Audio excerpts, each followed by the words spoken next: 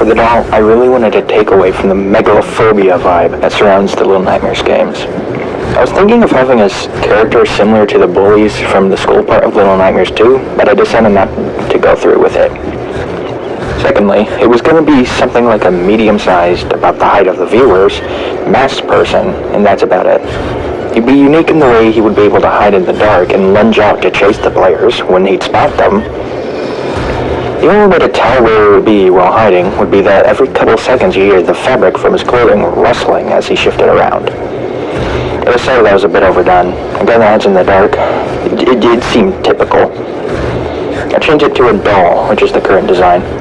I was also going to make a doll maker, but I realized halfway through I'm not fit for drawing all that. Anyway, for the behavior of the doll, it would be as follows. The doll would patrol around a dark storage room, which would be the habitat. The doll would also have multiple unique traits. The first unique trait would be it's very easy to avoid. Avoid is a dodge while it's in chase. The doll would have very slow turning and could get tangled up if the players circled around it enough without getting caught. If the doll got tangled up, it would go limp and would be raised up into the air, descending back down a couple seconds later, untangled. The most dangerous part of the doll is that it could see the player hiding in floor-level boxes. There would still be floor-level boxes, but the player wouldn't know that on the first play. The player would also have to sneak behind the doll if they ever wanted to hide, properly at least.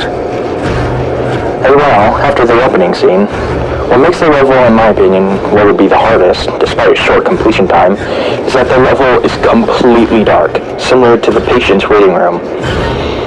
And despite the dark, the doll can see perfectly fine, adding extra fear to navigating. The doll's chase theme will also become a variant while it's in the dark, this version almost being indistinguishable from the ambience. Aside from being louder than the ambience, the only way to notice the dark chase theme would be that there would be a quiet ringing that would get louder as the doll got closer. There would also be no footsteps as the doll is suspended by string.